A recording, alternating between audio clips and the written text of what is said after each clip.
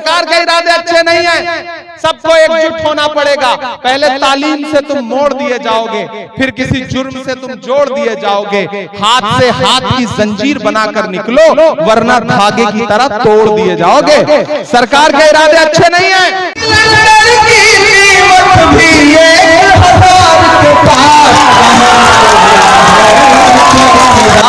कहां सोया है चौकीदार। उधर जो माए बहनें सड़क पर बैठी हैं, जो उधर खड़े हैं, सबका समर्थन मिलना चाहिए अगली लाइन पे। इलेक्शन सिर्फ वोट देने का नाम नहीं है, सपोर्ट देने का भी नाम है। इधर जो पीछे छत पर बैठी हैं मेरी माए बहनें, मैं उनसे भी मुखातिब हूं। पुलिस वाले साथी कृपया ताली ना बजाएं, आचार संहिता है। सिर्फ सुन करके खुश हो सकते हैं कि चाय बेचने वाला पूरा भारत बेच रहा है। आपकी तालियों का शोर जाए पटना तक, जाए दिल्ली तक, कि चाय बेचने वाला पूरा भारत बेच रहा है। इसी काम में हासिल उसे महारत बेच रहा है। कि रेल बिक गई, तेल बिक गया, बिका हवाई अड्डा।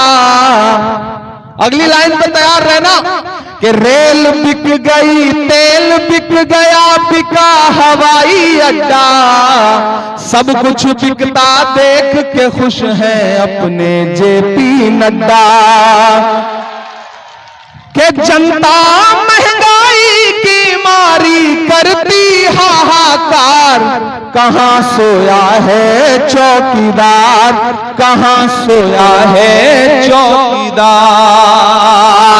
पेट्रोल और डीजल की कीमत रही सैकड़ा मार।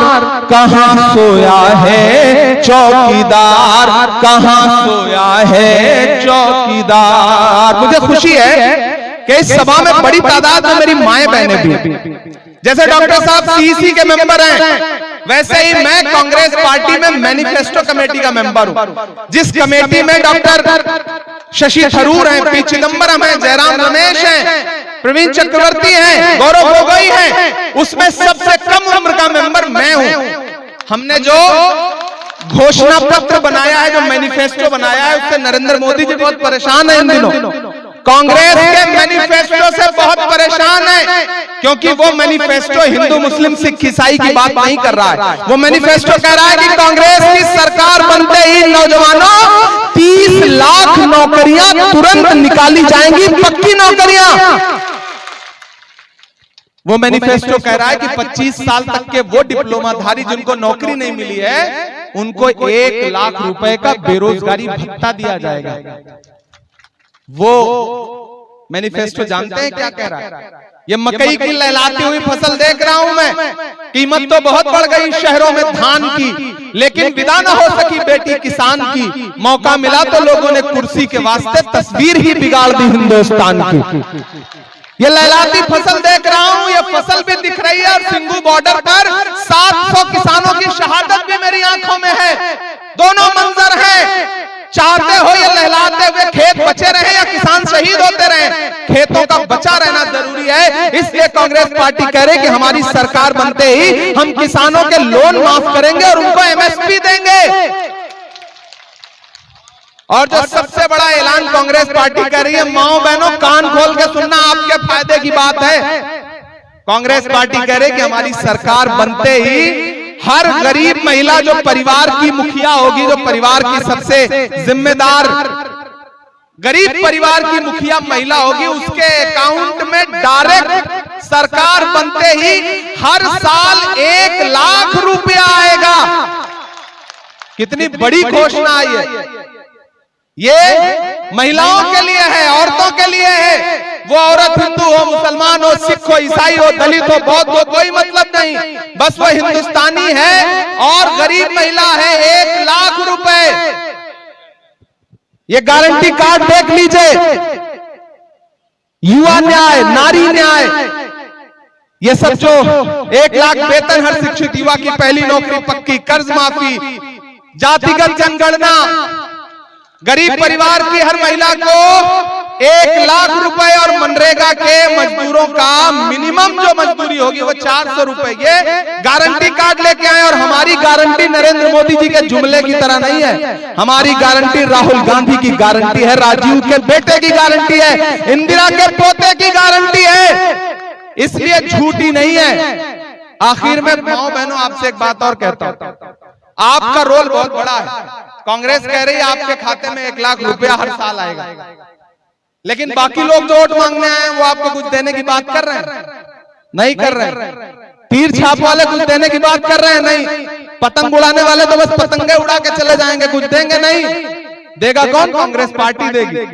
इसलिए मेरी आपसे गुजारिश है कि आपका रोल बहुत बड़ा है। हो सकता है आपके घर वाले, आपका कोई बच्चा, आपके परिवार के लोग किसी लालच में, किसी बहकावे में किसी और पार्टी का झंडा पकड़े हो, तो आज शाम में उनको थोड़ा धमकाइएगा, उनको कह दीजिएगा कि कांग्रेस हमको 1 लाख रुपया देने की बात कर रही है साल में।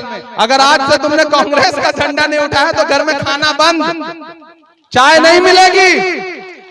जिस दिन आपने ये सोच लिया ना, फिर घर का एक भी वोट इधर उधर नहीं जा सकता, क्योंकि आपके लिए कांग्रेस पार्टी योजनाएं लेकर के आई है। तो मेरी आपसे गुजारिश है माओ बहनों कि ये इलेक्शन बहुत अहम है। मेरे बुजुर्गों, संविधान बचाने के लिए, मेरे पिछड़े समाज के लोगों, सामाजिक न्याय के जो योद्धा हैं, लालू जी हो, हेमंत सोरेन हो, तेजस्वी जी हो, इन लोगों को राजनीतिक तौर पे बचाने के लिए भी, क्योंकि सरकार के इरादे अच्छे नहीं है, सबको एकजुट होना पड़ेगा। पहले तालीम से तुम मोड़ दिए जाओगे, फिर किसी जुर्म से तुम जोड़ दिए जाओगे। हाथ से हाथ की जंजीर बनाकर निकलो, वरना धागे की तरह तोड़ दिए जाओगे। सरकार के इरादे अच्छे नहीं है, इसलिए अपने घरों से निकलिए। डॉक्टर जावेद साहब को अपना एक वोट दीजिए। मैं रुकनुद्दीन भाई से, हाजी सुभान साहब से, इजहार साहब से चाहूंगा कि आप आगे आए। डॉक्टर जावेद साहब आपके अपने हैं। कभी कभी 5 साल जब कोई सांसद रह लेता है ना, तो छोटे छोटे गिले शिकवे भी होते हैं। हो सकता है कभी फोन ना उठ पाया हो सकता है कि कभी रिस्पॉन्ड ना कर पाया हो, लेकिन जब मकसद बड़ा होता है तो छोटी छोटी चीजें नजरअंदाज करनी पड़ती हैं। नजरअंदाज करिए, क्योंकि मकसद है सरकार बनाना, मकसद तजुर्बा करना नहीं है। दिल्ली में कांग्रेस पार्टी की इंडिया अलायंस की सरकार बनाना है। इसलिए मैं चाहता हूं कि एक एक हाथ उठे डॉक्टर जावेद साहब के समर्थन में। उधर जो लोग हैं उनका भी उठाइए एक एक हाथ। डॉक्टर जावेद के समर्थन में आपका उठा हुआ यह हाथ, 26 तारीख को हाथ के पंजे के सामने वाला बटन दबाइए, कांग्रेस पार्टी को जिताइए, डॉक्टर जावेद को जिताइए, राहुल गांधी को जिताइए, इमरान प्रतापगढ़ी को जिताइए। मेरे आने की लाज रखोगे ना? रखोगे ना? अभी तक देखिए, अम्मा ने नहीं बोला है ना, तो हमारी बहन ने बोला, रखिएगा ना? बिल्कुल, हमारे आने की लाज रखिएगा।